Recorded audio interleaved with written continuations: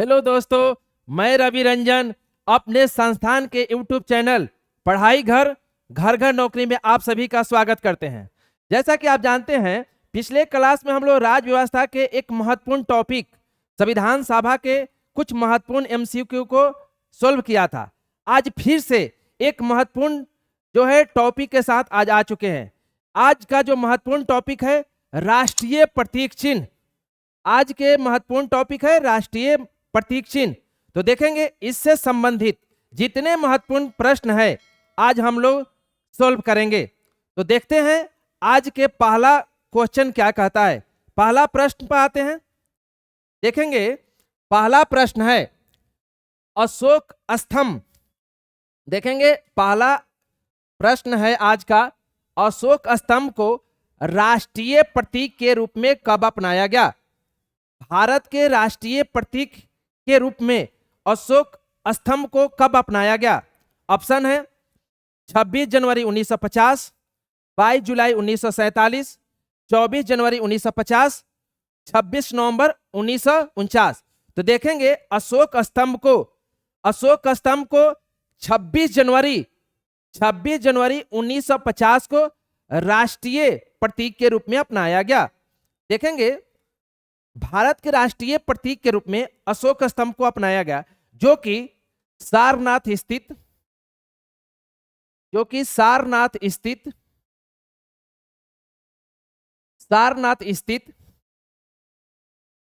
देखेंगे सारनाथ स्थित अशोक के सिंह स्तंभ से लिया गया है।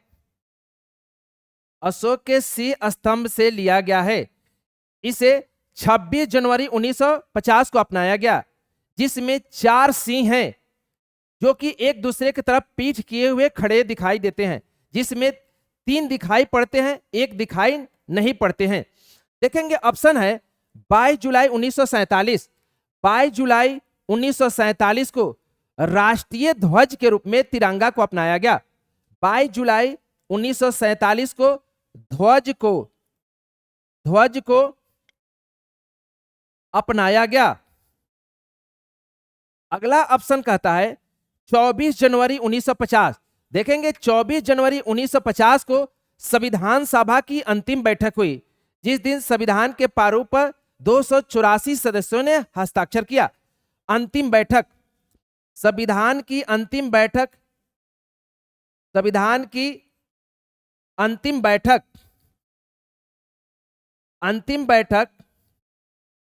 24 जनवरी 1950 को हुआ। और ऑप्शन है डी नंबर ऑप्शन है 26 नवंबर 1949। देखेंगे भारत का संविधान 26 नवंबर 1949 को अंगीकृत किया गया। 26 नवंबर 1949 को भारत का संविधान अंगीकार किया गया। देखेंगे आपसे क्वेश्चन पूछा जाता है भारत में संविधान दिवस कब मनाया जाता है। आप जल्दी से आंसर बताएंगे भारत में संविधान दिवस कब मनाया जाता है। तो देखेंगे आंसर होगा भारत में संविधान दिवस 26 नवंबर को मनाया जाता है। 26 नवंबर को संविधान दिवस मनाया जाता है। आप जल्दी से बताएंगे आंसर, संविधान दिवस कब से मनाया जाता है। भारत में संविधान दिवस 26 नवंबर को कब से मनाया जाता है। आप जल्दी से कमेंट बॉक्स में अपना आंसर बताएंगे। देखेंगे भारत में 2015 से प्रतिवर्ष 26 नवंबर को संविधान दिवस के रूप में मनाया जाता है। आइए देखते हैं दूसरा सवाल क्या कहता है। दूसरे सवाल पर आते हैं। देखेंगे दूसरा सवाल कहता है राष्ट्रीय ध्वज के रूप में तिरंगा को कब अपनाया गया। देखेंगे राष्ट्रीय ध्वज के रूप में तिरंगा को कब अपनाया गया।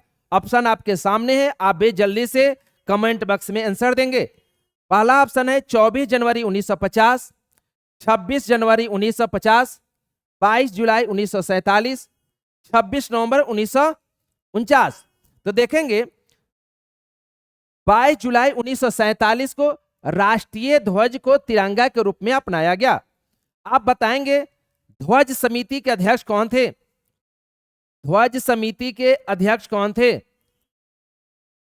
जल्दी से आंसर बताएंगे, ध्वज समिति के अध्यक्ष कौन थे? देखेंगे आंसर हो जाएगा डॉक्टर राजेंद्र प्रसाद। डॉक्टर राजेंद्र प्रसाद ध्वज समिति के अध्यक्ष थे। देखेंगे एग्जाम में पूछे जा चुके हैं, कहीं कहीं जो है जेबी कृपलानी भी मिलते हैं ध्वज समिति के अध्यक्ष, लेकिन ध्वज समिति के अध्यक्ष डॉक्टर राजेंद्र प्रसाद थे, जिसे 22 जुलाई 1947 को तिरंगा को राष्ट्रीय ध्वज के रूप में अपनाया गया, जिसमें 3 कलर होते हैं।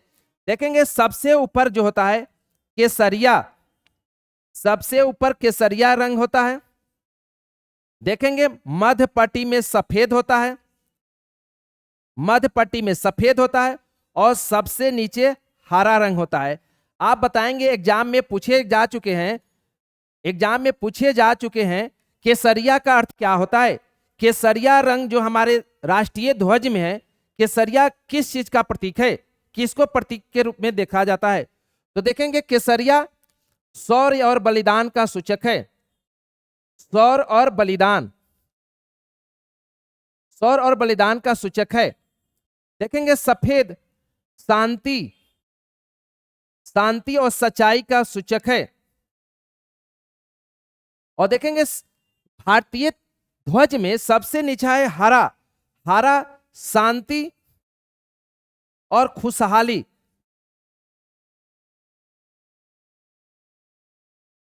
खुशहाली का सूचक है। देखेंगे हमारे ध्वज में मध्य पट्टी में एक चक्र है जो गहरा नीला रंग का है, जो 24 घंटे प्रगति का सूचक है। आइए आज के तीसरे सवाल पर आते हैं। तीसरा सवाल क्या कहता है? देखेंगे तीसरा सवाल है, भारतीय संसद के अधिवेशन की शुरुआत निम्न में से होती है। ऑप्शन सामने है, जनमन अधिनायक जय है, वंदे मातरम, विजय विश्व तिरंगा प्यारा, सरफरोशी की तमन्ना अब हमारे दिल में है। सरफरोशी की तमन्ना अब हमारे दिल में है। आंसर आप बताएंगे जल्दी से, भारतीय संसद की अधिवेशन की शुरुआत किससे होती है? तो आंसर हो जाएगा ए, जन गण मन, जिसे राष्ट्रीय गान के रूप में जाना जाता है, नेशनल एंथम। आप कमेंट में बताएंगे जन गण मन को राष्ट्रीय गान के रूप में, नेशनल एंथम के रूप में कब अपनाया गया? भारत में संसद की अधिवेशन की शुरुआत जन गण मन से होता है, और समापन देखेंगे समापन वंदे मातरम से होता है, जिसे नेशनल सॉन्ग के रूप में जाना जाता है। भारत का नेशनल सॉन्ग वंदे मातरम है। आइए ऑप्शन में है सी, विजय विश्व तिरंगा प्यारा। विजय विश्व तिरंगा प्यारा इसे झंडा गीत के नाम से जाना जाता है। भारत का झंडा गीत क्या है? तो विजय विश्व तिरंगा प्यारा। और देखेंगे सरफरोशी की तमन्ना अब हमारे दिल में है, यह नारा किसने दिया था? आप जल्दी से कमेंट बॉक्स में आंसर देंगे। सरफरोशी की तमन्ना अब हमारे दिल में है, इसका नारा किसने दिया था? आइए आज के चौथे सवाल पर आते हैं। चौथा सवाल है, निम्न में से कौन अंतिम और आधुनिक झंडा का डिजाइन किया? देखेंगे सारे क्वेश्चन महत्वपूर्ण है, और आज जो है जितने भी क्वेश्चन आए हैं आप वीडियो में अंत तक बने रहेंगे और आप भी आंसर देंगे। देखिएगा अंतिम और आधुनिक झंडा का डिजाइन किसने किया? ऑप्शन है पिंगली वेंकैया, मैडम भीकाजी कामा, रामाबाई, जेबी कृपलानी। जल्दी से आप भी आंसर देंगे। भारत के जो राष्ट्रीय ध्वज है उसका अंतिम और आधुनिक डिजाइन किसने किया था? देखेंगे आंसर हो जाएगा पिंगली वेंकैया। भारत के आधुनिक झंडा का डिजाइन पिंगली वेंकैया के द्वारा तैयार किया गया था। ऑप्शन में है मैडम भीकाजी कामा। देखेंगे इनसे क्वेश्चन पूछा जाता है आपके एग्जाम में। भारतीय क्रांति की माता, भारतीय क्रांति की मां किसे कहा जाता है? मैडम भीकाजी कामा को। भारतीय क्रांति की मां, भारतीय क्रांति की मां या माता, इन्हें कहा जाता है मैडम भीकाजी कामा को। देखेंगे भारत के ध्वज का पहला डिजाइन इन्हीं के द्वारा किया गया था। आइए आज के अगले सवाल पर आते हैं। अगला सवाल क्या है? देखेंगे राष्ट्रीय ध्वज में चौड़ाई और लंबाई का अनुपात क्या होता है? देखेंगे अक्सर लंबाई और चौड़ाई का अनुपात पूछा जाता है, लेकिन इसमें है चौड़ाई और लंबाई का अनुपात। तो आप जल्दी से आंसर बताएंगे भारतीय ध्वज के चौड़ाई और लंबाई का अनुपात क्या है। तो देखेंगे 3:2। भारतीय ध्वज के लंबाई और चौड़ाई का अनुपात 3:2 है, लेकिन इसमें क्वेश्चन में पूछा गया है चौड़ाई और लंबाई का अनुपात, तो आंसर हो जाएगा 2:3। आइए अगले प्रश्न पर आते हैं। अगला प्रश्न क्या कहता है, जन गण मन को किस पत्रिका में प्रकाशित किया था। देखेंगे महत्वपूर्ण क्वेश्चन है। आप बताएंगे भारत का जो नेशनल एंथम है, राष्ट्रगान है, इसे किस पत्रिका में प्रकाशित किया गया था। तो देखेंगे पत्रिका का नाम है तत्वबोधिनी। देखेंगे तत्वबोधिनी पत्रिका 1912 में तत्वबोधिनी पत्रिका में जनगण मन को भारत भाग विधाता, शीर्षक पूछेगा किस शीर्षक से, तो शीर्षक था भारत भाग विधाता। जनवरी 1912 में तत्वबोधिनी पत्रिका में भारत भाग विधाता पत्रिका शीर्षक से जनमन को प्रकाशित किया गया था।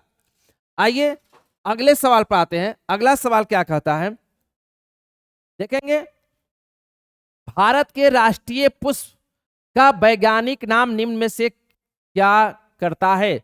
निम्न में से क्या है होगा, निम्न में से क्या है।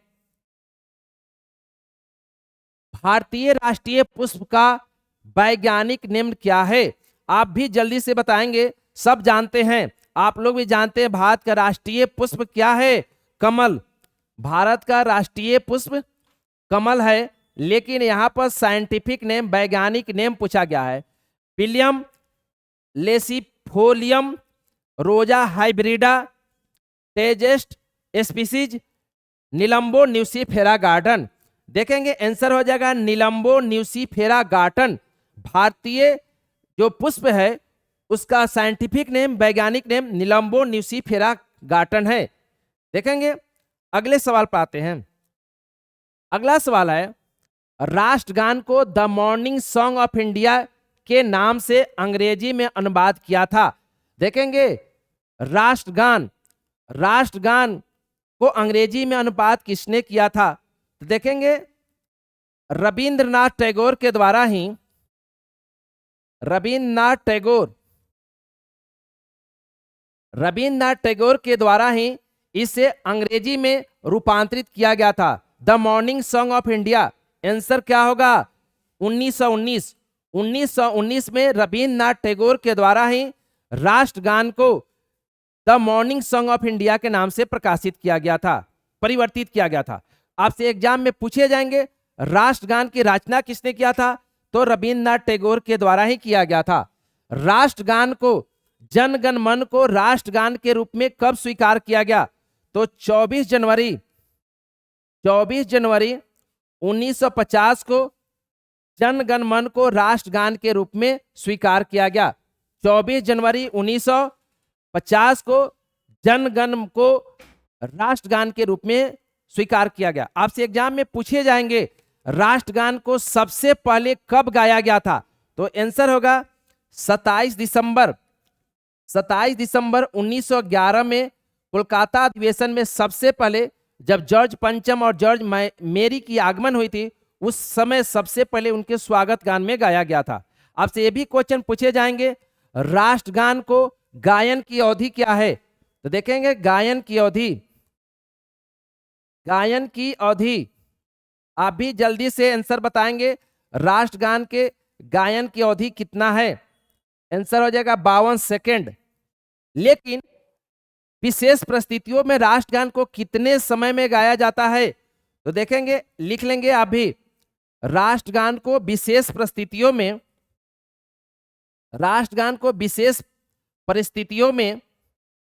20 सेकेंड में गाया जाता है। 20 सेकेंड में गाया जाता है। राष्ट्रगान को विशेष परिस्थितियों में 20 सेकेंड में गाया जाता है। आइए आज के अगले सवाल पर आते हैं। अगला सवाल है, राष्ट्रीय प्रतीक में चक्र के दाईं ओर निम्न में से क्या है। देखेंगे चक्र के दाईं ओर क्या है, सांड, घोड़ा, सिंह, हाथी। तो देखेंगे दाईं ओर सांड है और बाईं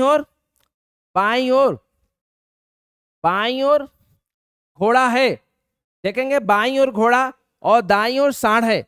सांड जो कि कृषि प्रधान देश का प्रतीक है, कृषि प्रधान देश का प्रतीक है और बाईं ओर घोड़ा है। आइए अगले सवाल पर आते हैं। देखेंगे अगला सवाल है, जनमन को पहली बार किस शीर्षक से प्रकाशित किया गया था? पिछले ही सवाल में बताए थे, जनमन को पहली बार तत्वबोधिनी पत्रिका में 1912 में भारत भाग विधाता शीर्षक से प्रकाशित किया गया था। आंसर हो जाएगा बी, भारत भाग विधाता। आइए आज के अगले सवाल पर आते हैं। अगला सवाल है, आधुनिक झंडे का प्रथम डिजाइन किसने किया था? देखेंगे आधुनिक झंडे का पहला डिजाइन किसने किया था? ऑप्शन है मैडम भीकाजी कामा, पिंगली वेंकैया, जेबी कृपलानी। आंसर हो जाएगा मैडम भीकाजी कामा। मैडम भीकाजी कामा के द्वारा ही भारत के प्रथम डिजाइन किया गया था झंडा का, जिसे भारतीय क्रांति की माता कहा जाता है। लेकिन वर्तमान झंडे का डिजाइन किसने किया था? तो पिंगली वेंकैया के द्वारा वर्तमान झंडे का डिजाइन किया गया था। आइए आज के अगले सवाल पर आते हैं। अगला सवाल कहता है, गंगा नदी को राष्ट्रीय नदी का दर्जा निम्न में से कब दिया गया? देखेंगे भारत की राष्ट्रीय नदी जिसे गंगा कहा जाता है, गंगा को 2008 में, देखेंगे ऑप्शन में है 2009, लेकिन इसे 2008 में गंगा को राष्ट्रीय नदी के रूप में दर्जा दिया गया था। गंगा नदी की कुल लंबाई कितना है? गंगा नदी का उद्गम कहां से होता है? आप कमेंट बॉक्स में आंसर देंगे। आइए आज के अगले सवाल पर आते हैं। आज का अगला सवाल है, राष्ट्रगान को विशेष परिस्थिति में कितने समय में गाया जाता है? राष्ट्रगान को विशेष परिस्थिति में कितने सेकंड में गाया जाता है? 20 सेकंड में विशेष परिस्थिति में गाया जाता है। ऐसे सामान्यतः 52 सेकंड में इसे गाया जाता है। आइए आज के अगले सवाल पर आते हैं।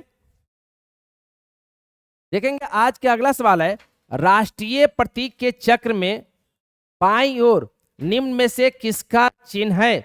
देखेंगे पिछले ही सवाल में बताए थे, भारतीय जो प्रतीक है, राष्ट्रीय प्रतीक है, उसके चक्र के बाईं ओर जो है घोड़ा का प्रतीक है, जो आदम्ब साहस और पराक्रम का प्रतीक है। देखेंगे आपसे एग्जाम में पूछ लिए जाते हैं, भारतीय प्रतीक में जो चक्र है उसके बाईं ओर क्या है, उसके दाईं ओर क्या है, और घोड़ा किसका प्रतीक है, सांड किसका प्रतीक है?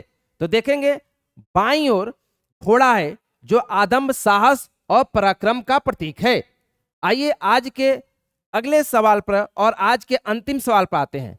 आज का अंतिम सवाल है, पूर्व राष्ट्रपति और प्रधानमंत्री के मृत्यु होने पर राष्ट्रीय ध्वज कितने दिनों के लिए झुका दिया जाता है? आप जल्दी से आंसर बताएंगे। 7 दिन, 12 दिन, 8 दिन, 10 दिन। देखेंगे राष्ट्रीय ध्वज को झुका दिया जाता है पूर्व राष्ट्रपति, पूर्व प्रधानमंत्री के निधन होने पर। कितने दिनों के लिए? 7 दिनों के लिए। लेकिन आपसे क्वेश्चन पूछा जाएगा, वर्तमान राष्ट्रपति,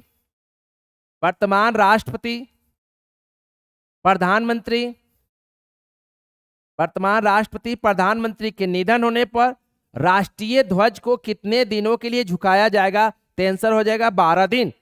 फिर से ध्यान देंगे, पूर्व राष्ट्रपति, पूर्व प्रधानमंत्री के निधन होने पर भारतीय ध्वज को कितने दिनों के लिए झुकाया जाता है? 7 दिनों के लिए।